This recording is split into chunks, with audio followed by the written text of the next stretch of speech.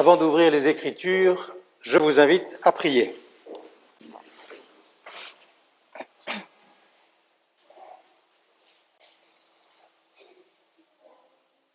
Oui, Seigneur, nous prions en particulier à ce moment-là, au moment d'ouvrir la Bible, pour nous rendre disponibles à ta parole. Non pas que la Bible soit ta parole, mais elle nous conduit, elle nous relève, elle nous transporte, et elle conduit ta parole jusqu'à nous. Dans ces Écritures, et par ton Saint-Esprit, alors nous pouvons entendre le murmure, l'éclat, le son de ta parole qui vient jusqu'à nous et qui nous rejoint. Que ton Esprit nous donne donc, dans ces Écritures, d'entendre ce que tu nous dis aujourd'hui, ce matin. Nous t'en prions au nom de Jésus-Christ, ta parole vivante. Amen. Nous allons entendre Pascal nous lire les versets 12 à 22 du chapitre 2 de l'évangile de Jean. Jean au chapitre 2, les versets 12 à 22.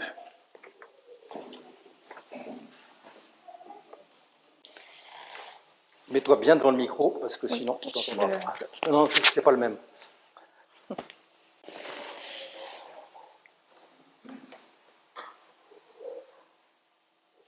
Après cela, il descendit à Capharnaüm avec sa mère, ses frères et ses disciples. Et ils n'y demeurèrent que peu de jours. La Pâque des Juifs était proche, et Jésus monta à Jérusalem. Il trouva dans le sanctuaire des vendeurs de bovins, de moutons et de colombes, ainsi que les changeurs assis. Il fit un fouet de cordes et les chassa tous hors du sanctuaire avec les moutons et les bovins.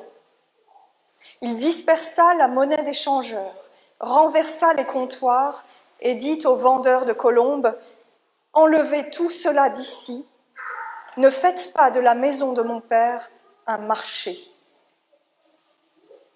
Les disciples se souvinrent qu'il est écrit : « La passion jalouse de ta maison me dévorera. » Les Juifs lui dirent : « Quel signe nous montres-tu pour agir de la sorte ?» Jésus leur répondit : « Détruisez ce temple, et en 3 jours, je le relèverai. »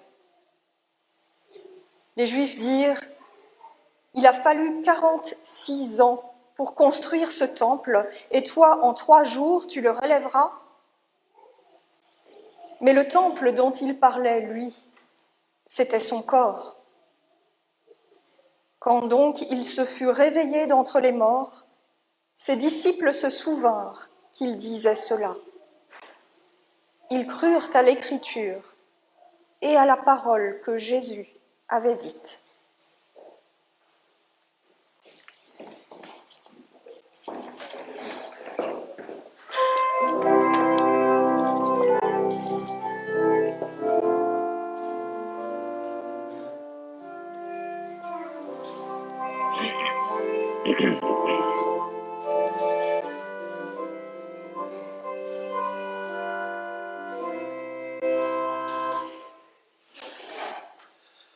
À Jérusalem, ou à Paris,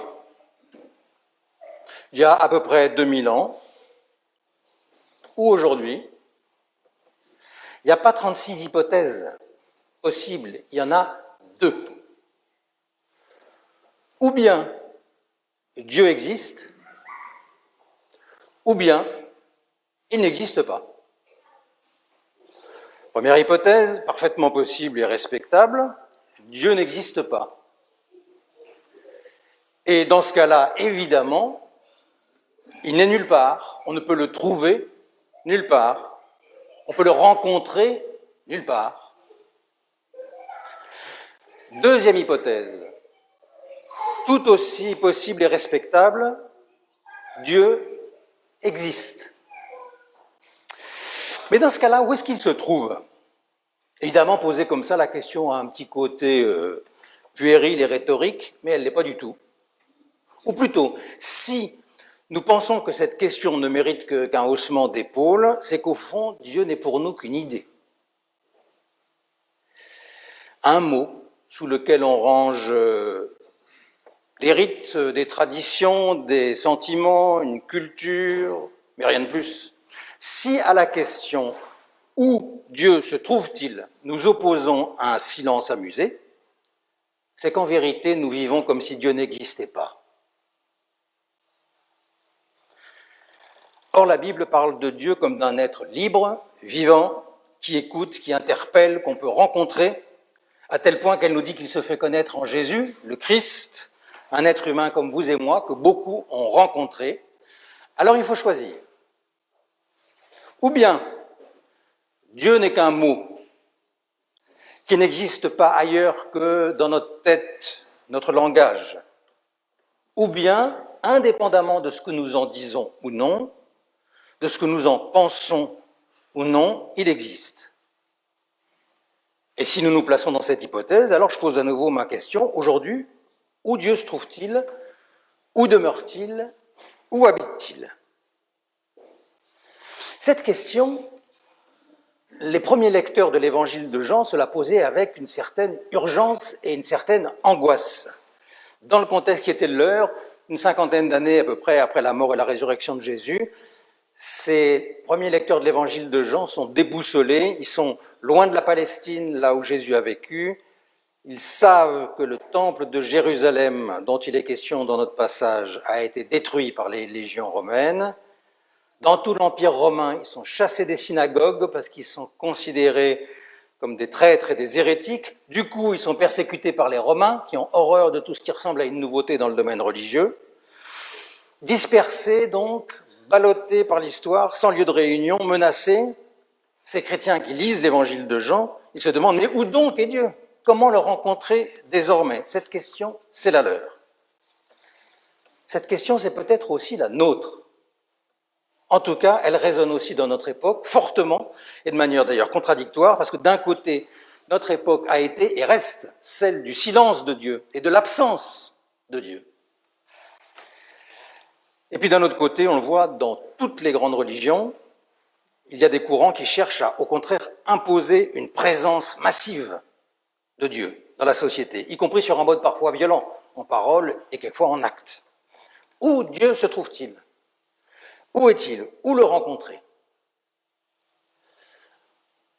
L'évangéliste Jean propose une réponse, la réponse qu'il a reçue de son Seigneur. Elle est très simple, même si elle bouscule peut-être nos logiques et nos alternatives, et je crois possible de la résumer ainsi. Là où Dieu est, je ne suis pas. Mais là où je suis, Dieu vient.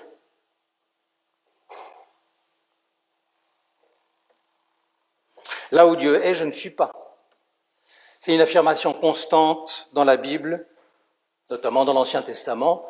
Dieu n'habite pas parmi les hommes et les hommes n'habitent pas auprès de Dieu. Par exemple, Dieu n'habite pas dans la création. La Bible dit qu'il est aux cieux. Les anciens Hébreux n'étaient pas plus bêtes que nous. Ils savaient bien que Dieu ne se cachait pas derrière les nuages. Quand la Bible dit qu'il est aux cieux, elle veut dire, dans la représentation du cosmos de l'époque, que Dieu est ailleurs, autre part, plus loin, en tout cas pas ici. Et puis le peuple d'Israël, vous le savez, c'est un peuple aux origines nomades et pas sédentaires, c'est un peuple d'éleveurs plus que d'agriculteurs, et donc qui voit Dieu à la manière plutôt d'un berger, qui est à la tête du troupeau, celui qui le guide. C'est un Dieu qui marche, c'est un Dieu qui se déplace, c'est un Dieu qui ne demeure pas immobile. Pensez à ces grands témoins que furent Abraham ou Moïse et qui ont été précédés par Dieu d'infatigables marcheurs. Alors le temple de Jérusalem sera construit plus tard par Salomon. Et quand il sera construit, ce bâtiment magnifique, décrit comme tel, ne sera pas considéré comme la demeure de Dieu, comme l'endroit où il serait fixé, où il aurait fixé sa résidence, même si bien sûr les tentations dans ce sens n'ont pas manqué. Le temple, c'est seulement l'endroit privilégié où on peut le rencontrer, un peu comme la tente de la rencontre que le peuple avait autrefois plantée chaque soir au cours de sa traversée du désert après la sortie d'Égypte. Et puis, plus tard encore, le temple sera détruit, puis sera reconstruit. Il restera toujours ce signe de la fidélité de Dieu à son peuple, non pas une demeure donc, mais un signe de la fidélité. Pensez donc à la fureur des auditeurs de Jésus quand ils l'entendent dire « Détruisez ce temple et en 3 jours, je le relèverai ». Parce que, à leurs oreilles, cette phrase dit 2 choses. Premièrement, que ce seraient eux les destructeurs du lieu où on rencontre Dieu. Jésus parle à l'impératif « Détruisez ». Il les met donc d'une certaine manière au défi de le détruire. Et puis deuxièmement, avec cette phrase, ce que Jésus dit, c'est qu'il prétend être le maître de la rencontre avec Dieu. Je le relèverai, dit-il, je relèverai ce temple. Donc dans un même élan, dans une seule phrase, Jésus prononce à la fois une formidable accusation et un incroyable blasphème. Mais, précise l'évangéliste, il parlait du temple de son corps. Son corps très concret. Le mot qui est employé là, c'est le mot qui désigne la chair, les muscles, les nerfs, les boyaux, le corps, avec une insistance sur le côté très matériel et très périssable de la chose. C'est le premier revirement du texte. On ne rencontre plus Dieu dans un sanctuaire de pierre à Jérusalem. Il n'y a qu'un endroit où on puisse rencontrer Dieu, c'est quand on rencontre Jésus de Nazareth, en chair et en os. C'est dans cet embryon bizarrement conçu et banalement mis au monde, c'est dans cet homme qui a mangé et qui a bu, qui s'est réjoui, qui a été fatigué, qui a tant marché et parlé que l'on rencontre Dieu. C'est dans ce corps torturé et mis à mort, dans ce cadavre et dans cet étrange corps ressuscité que l'on rencontre Dieu. Nulle part ailleurs. Détruisez ce temple et en 3 jours, je le ressusciterai. Relèverai, ressusciterai, c'est le même mot. Le temple de Dieu, c'est désormais le corps, la chair de Jésus et rien d'autre. Alors faisons un pas de plus. Si le temple de Dieu, c'est le corps de Jésus, aujourd'hui, il n'y a donc plus de temple de Dieu. Car après sa résurrection, Jésus a rejoint son Père. Les textes du Nouveau Testament le disent de différentes manières. Il a disparu, il est monté au ciel, etc. Mais ce qui est sûr, c'est que Jésus n'est plus là. Je veux dire, il n'est plus là en chair et en os, on ne peut plus le voir, on ne peut plus le toucher. Il n'y a plus de corps de Jésus accessible, donc il n'y a plus de temple. Il n'y a plus de temple, donc il n'y a plus d'endroit où on pourrait rencontrer Dieu à coup sûr, plus d'endroit où Dieu se trouverait. Alors à la question telle que je la formulais tout à l'heure, où Dieu se trouve-t-il? La réponse est désormais pas ici, ni là, ni ailleurs, ni plus loin. Je ne sais pas où il habite. Il n'habite pas là où moi, je peux le rencontrer. C'est le deuxième renversement du texte et il est capital. Je disais, premièrement, Dieu ne se rencontre plus dans un temple de pierre, mais dans la chair de Jésus. Et donc nous pouvons ajouter maintenant, ce Jésus en chair et en os, il a disparu, et donc je ne peux plus, moi, y avoir accès. C'est exactement ça que Jésus montre lorsqu'il vide le temple de ses marchands. Ces vendeurs et ces changeurs n'étaient pas du tout des profiteurs ou des marchands de babioles touristiques. Ils avaient un rôle éminemment religieux puisqu'ils étaient nécessaires au culte tel qu'il était célébré au temple de Jérusalem. À l'entrée du temple, ils changeaient la monnaie courante romaine impure en monnaie du temple, pure, et avec cette monnaie pure, les pèlerins pouvaient acheter des animaux purs eux aussi, destinés au sacrifice. Sans ces changeurs et ces marchands, pas de sacrifice. Sans sacrifice, pas de culte rendu à Dieu. Sans ce culte codifié, Dieu devient inaccessible. Ça veut dire que le geste de Jésus est d'une violence extrême, d'une violence à peine compréhensible pour nous. Il est bien plus violent que toutes les autres paroles ou que tous les autres gestes qui ont choqué son entourage. En chassant les marchands du temple, Jésus interdit, ni plus ni moins, à quiconque de venir valablement se présenter devant Dieu. Il interdit aux croyants, même les meilleurs, même les plus soucieux des règles de pureté, d'aller vers Dieu pour le rencontrer. Il les frustre absolument de leurs besoins religieux. Il rend ce culte impossible et inaccessible. Alors, si Jésus a rendu cette démarche impossible, n'allons pas essayer de la restaurer. Pour en rester seulement au christianisme et donc balayer devant notre porte, il faut bien reconnaître que, malheureusement, les églises et les chrétiens n'ont pas cessé de prétendre localiser Dieu. Et localiser Dieu, c'est prétendre en contrôler l'accès. On a localisé Dieu dans des sanctuaires ou dans des objets, et l'accès, c'est alors le rite. On a localisé Dieu dans des fonctions d'autorité, et alors l'accès, c'est l'obéissance. On a localisé Dieu dans des valeurs, et l'accès, c'est alors la morale. On a localisé Dieu dans des groupes sociaux, et l'accès, c'est alors l'action sociale ou politique. On a localisé Dieu dans des doctrines, et l'accès est alors intellectuel. On a localisé Dieu dans des expériences subjectives, et l'accès est alors l'émotion, etc. Fixer ou localiser Dieu, ici, là, ailleurs, c'est chaque fois de l'idolâtrie. C'est chaque fois dresser un nouveau temple avec un T majuscule. Et depuis que Jésus a chassé ces marchands du temple, depuis qu'il a quitté ce monde pour rejoindre son Père, depuis qu'il n'est plus là en chair et en os, il ne peut plus y avoir de temple. Où Dieu habite-t-il donc ? Je vous disais que l'évangéliste Jean propose sa réponse, la réponse reçue de son Seigneur, et la première phase de sa réponse, la plus longue, c'est celle que je viens d'indiquer, là où Dieu est, je ne suis pas. Être croyant, être chrétien, c'est donc d'abord être frustré de sa quête religieuse.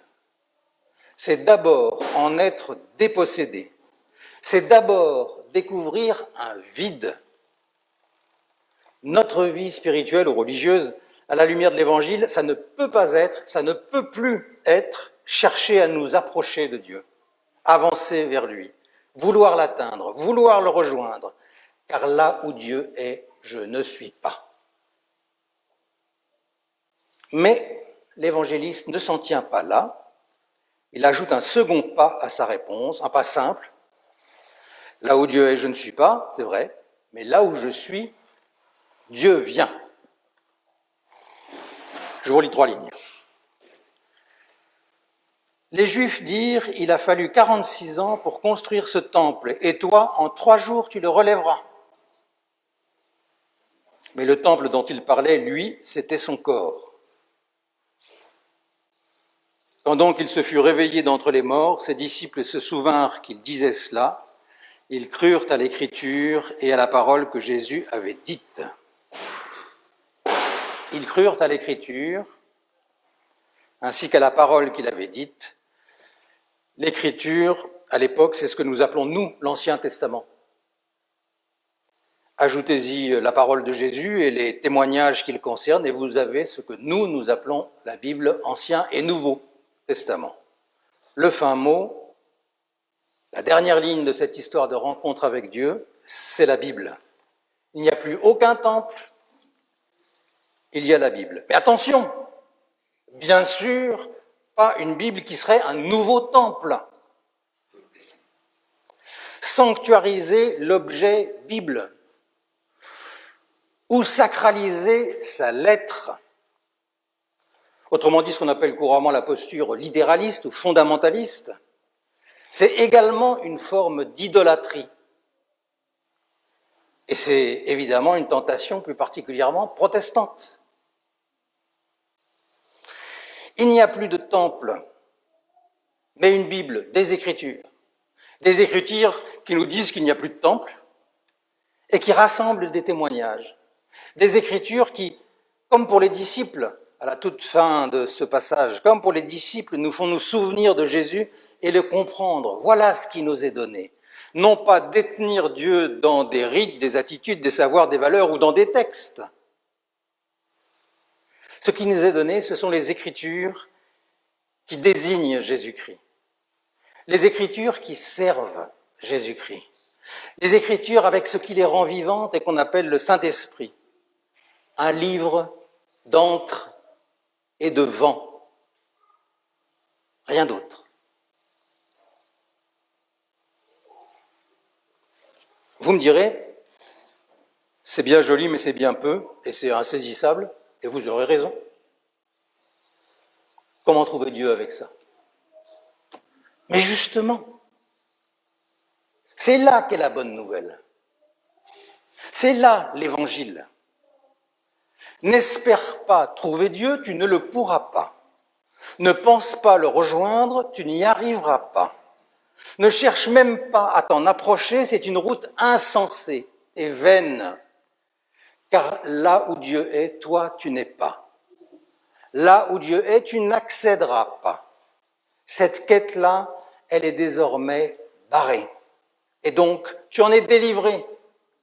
Tu en es libre. Car, et c'est bien plus important, lui, il vient à ta rencontre. De la première à la dernière ligne, les Écritures le répètent sur tous les tons, à tous les temps, à tous les modes, Dieu nous rejoint. À Noël, nous ne disons rien d'autre. Dieu nous rejoint, à la manière d'un enfant. À Pâques, nous ne disons rien d'autre. Dieu nous rejoint, même dans la mort et quand tout semble s'écrouler. Chaque dimanche, nous commençons et nous terminons le culte en disant que Dieu nous rejoint ce jour-là et chaque jour. Et si les protestants français, pour des raisons historiques, appellent souvent leur salle de réunion un temple, ils ont bien tort. Car cette salle n'a rien de sacré. En faisant un petit anachronisme, on pourrait dire qu'elle est laïque. Si les églises issues de la Réforme ont valorisé l'engagement social, la responsabilité politique, le service laïque de l'État, c'est bien parce que la vie authentique ne consiste plus à quitter ou à rejeter le monde pour s'approcher de Dieu, mais parce que Dieu a lui-même quitté sa divinité, parce que Dieu a aimé le monde, parce que Dieu est venu et vient à notre rencontre, là où nous sommes. Alors oui, le terrain où se déploie notre vie spirituelle et notre service, c'est ici et maintenant. Là où nous sommes, Dieu vient. Là où tu es, Dieu vient. Dans ta vie de famille et dans ta vie professionnelle, il vient. Dans tes secrets intimes et dans ta vie publique, il vient. Dans tes engagements et dans tes repos, il vient. Dans ta prière et dans ton absence de prière, il vient. Là où tu es, Dieu vient chaque jour, c'est sa promesse. Où Dieu se trouve-t-il ?